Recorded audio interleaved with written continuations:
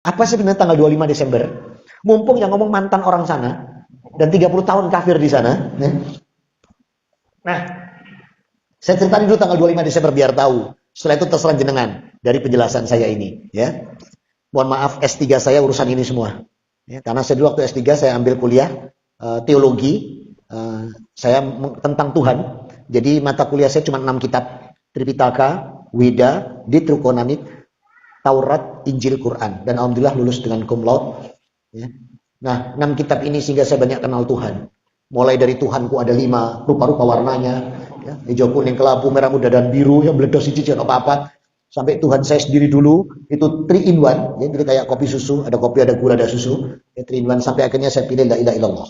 Nah, apa tanggal 25 Desember itu? Nih, tanggal 25 Desember adalah namanya misteri Kaldea.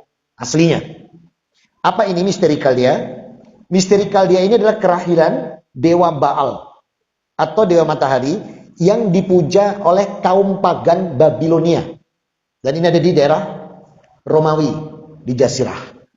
Nah, jadi tanggal 25 Desember, sebelum mereka membuat agama Nasrani, mereka loh ya, bukan Allah. Allah tidak pernah buat agama Nasrani. Allah tidak pernah buat agama Nasrani. Mau bukti? Buka Quran halaman 53. Halaman gimana ya? Kalau halaman 53 itu berarti lembarnya kanan. Pojok atas. Apa betul bunyinya? Alam taro ilal ladina utu nasibam minal kitabuna ila kitabillahi liyahkuma bainahum. Betul? Ya. Itu ayat 23 dari Ali Imran. Betul Abi? Oke, berarti masih hafal saya. Maka Allah mengatakan, tidakkah kalian perhatikan, mereka aku beri kitab Taurat, sebagian mereka menolak kebenaran diganti Talmud. Aku beri mereka Injil, sebagian mereka menolak kebenaran diganti Bible. Dan mereka mengingkari daripada apa yang aku tetapkan. Ayat 24-nya, Bi. Dalika bi anakum qalulan tamassanun nar ayyamam ma'dudat wa gharahum fid dinihim ma kanu yaftarun. Bahkan mereka mengatakan tidak akan disentuh api neraka kecuali beberapa hari saja. Itu agama saya. Tidak ada neraka nih, surga tok. Pokok percaya sing jepaplang ini surga. Ya. Terus apa kata Allah di sana? Mereka terperdaya dengan agama yang mereka ada-adakan sendiri. Betul begitu terjemahnya? Nah, berarti agama itu dari Allah atau bukan? Bukan. Ini, tanamkan dulu bahwa agama itu bukan dari Allah. Dan tolong dijaga betul akidah kita. Batil orang yang mengatakan Taurat Allah turunkan kepada Nabi Musa untuk agama Yahudi. Batil. Jangan sampai anak-anak kita ditanamkan Alkitab atau Injil diturunkan kepada Nabi Isa untuk agama Kristen. Batil. Dan jangan sampai dikatakan bahwa Al-Quran diturunkan kepada Rasulullah itu agama Islam. Batil semua ini. Yang benar bagaimana? Allah turunkan semua kitab ini. Jabur, Taurat, Injil, Quran. Itu apa? Dengan kata agar mereka berserah diri kepadaku.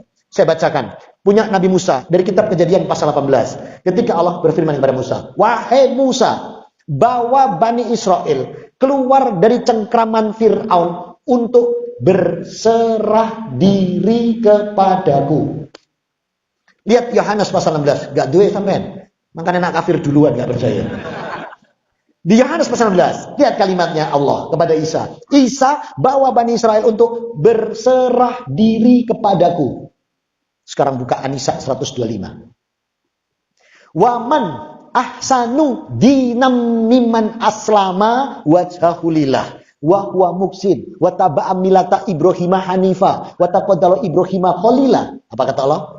Agama yang terbaik adalah mereka-mereka yang berserah diri kepadaku, kemudian berbuat kebaikan, mengikuti agama Ibrahim yang lurus, dan Ibrahim adalah kekasihku.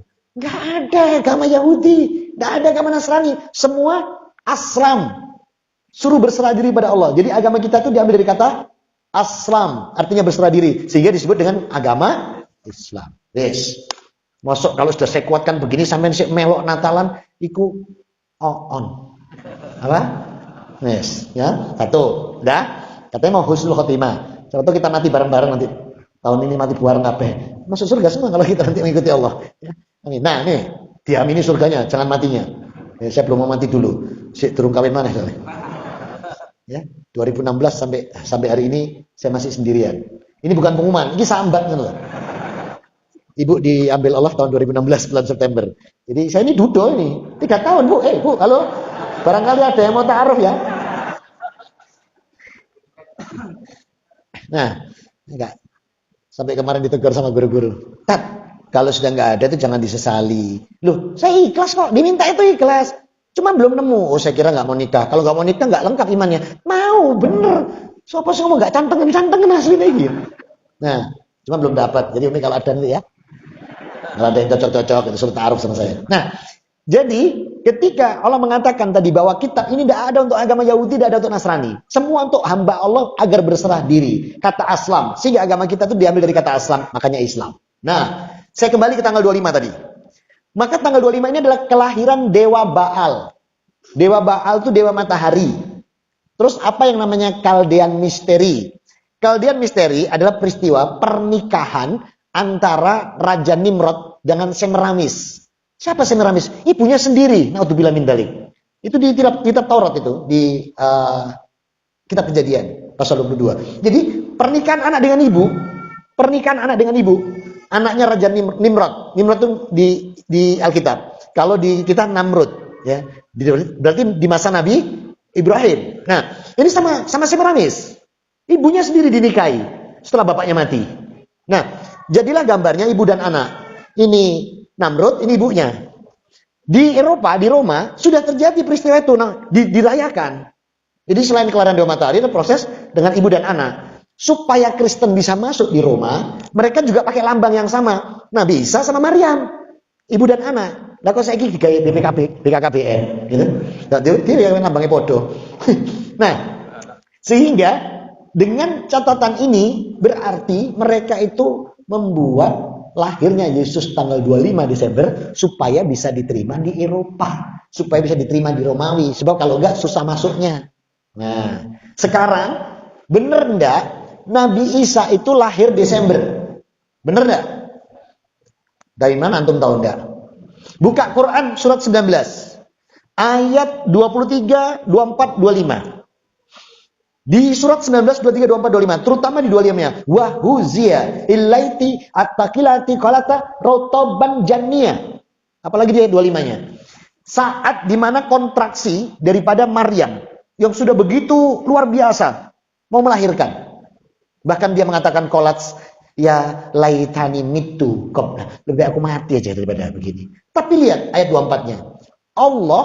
Allah memuliakan proses kelahiran Nabi Isa. Memuliakan proses kelahiran Nabi Isa dengan menyiapkan persalinan semuanya. Anak sungai disiapkan untuk persalinan. Pohon kurma yang memang sudah matang, waktunya matang, disiapkan Allah. Jadi kalimat kalau kita memuliakan kelahiran Nabi Isa itu bukan ikut perayaan Natalnya. Jangan salah. Pelajari baik-baik Quran. Kalimat Isa itu dimuliakan itu proses kelahirannya semua disiapkan oleh Allah. Sehingga kemudahan bagi Maryam dan dihibur oleh Jibril. Ini maknanya kemuliaan lahirnya Nabi Isa. Wes ngono dilebokno kandang, gak di kandangnya sapa?